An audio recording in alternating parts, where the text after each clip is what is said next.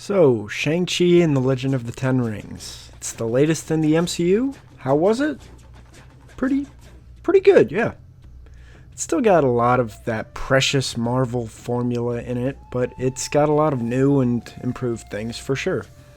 The overall flow of this movie is incredible. The pacing, editing, and action just flow so seamlessly. The cinematography is also definitely a step up above other Marvel movies. You know what? Basically, with this movie and how Eternals is looking, I think the MCU is headed in the right direction, creatively speaking. This movie is extremely family focused, more than any other MCU film, and I think that was the strongest aspect of the movie for me. It was pretty emotionally rich when it came to, being a family tragedy, and it took it more seriously than you'd think for an MCU movie, which is great. I don't think the main villain actually made a joke one time, so that was a nice change of pace. Now, before I get into spoilers, do I recommend the movie? Yeah, go see it. Even if you aren't a big MCU fan, it can stand on its own, and it honestly doesn't even feel that much like a Marvel movie. So this movie follows Sean, aka Shang-Chi, and it's basically just him trying to run away from his dad, and then Aquafina is for some reason there also, and eventually Shang-Chi and his sister get caught, and then they find out their dad's kind of gone off the deep end since their mom died, and they gotta go stop him. So the plot sounds pretty basic, right? That's because it is, but you know what? I thought the actors were great in it, especially Tony Leung, who I thought was just the highlight of the movie, for sure. Oh yeah, and the Ten Rings are back, from Iron Man 1. They're finally explained. And I gotta say, both as an organization and as a weapon, they're alright. I like the weapons a bit more. They kind of acted as chains when they were used, but I guess we're going to find out more about them later. There's still a lot of mystery about them. The whole third act was actually pretty great, better than most Marvel movies. I thought Tai Lao was visually incredible, and man, the creatures looked so good. Really reminded me of the Pokemon world, actually. I know they're based on Chinese myths and legend, but the creature design in this movie was just so great. That last big bad dragon legitimately was terrifying. Now let me talk about the main man here, Shang-Chi. I liked him. He's still got the wittiness of an MCU character, but it's a little bit toned down, and there's actually a lot of depth there. I really liked how his view on killing was throughout the movie. Like when he was fighting Death Dealer, and after he thought about what Death Dealer has done to him in the past, he was like, nah, you know what? Fuck this guy. I'm killing him.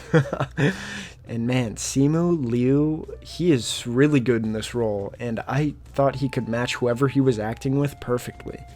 But I just wish he could have gotten more screen time with him, because we got a lot of backstory for his character in flashbacks, so it was a different actor, so he didn't really get to flex his acting muscles as much as you would want him to.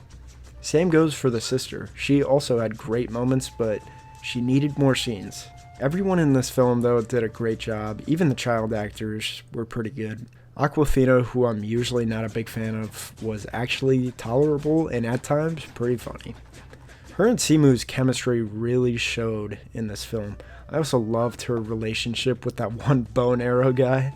Ben Kingsley was also a great surprise. He was probably, the second funniest part of the movie. The first, obviously, being Wong in the post-credit scene, which was the greatest post-credit scene ever. Some other good things about the movie: the action. Man, the bus scene at the beginning was probably one of the best action set pieces in the MCU. But man, I am just glad they got rid of the shaky cam fights. Finally! This movie was also pretty funny. I mean, the karaoke scenes especially. So I actually heard that the Mandarin spoken in the film, which is actually spoken a decent amount, carries a lot more emotion and depth than the subtitles try to convey. So I kind of wish, I understood Mandarin. That's not the film's fault, but I think that was just a really cool part of the movie. I'm glad that they included so much Mandarin speaking parts in it. And man, I have to reiterate that Tony Leung was amazing in this movie. The emotions he conveyed with just his face at times was incredible. One of the best actors we've had in the MCU. I gotta say though, I'm so glad that Asian representation finally happened in the MCU because representation empowers and inspires. So I'm really happy that we finally got an Asian superhero. Some problems with the film is that they kind of wasted Death Dealer, who, like, they were just setting them up as some obstacle and then they just died for laughs. I guess I also, to nitpick a little bit, I didn't really like how Aquafina's character was the one who saved the day when she had just learned to shoot a bow and arrow. But also, I don't fucking care. Movie's gonna movie. Overall, though, this movie was a great origin story for Shang-Chi. I have to say I probably liked it a little bit more than Black Widow. And you know what? I'm excited where the character goes next and who he teams up with next. So I'm going to give Shang-Chi and the Legend of the Ten Rings an 8 out of 10.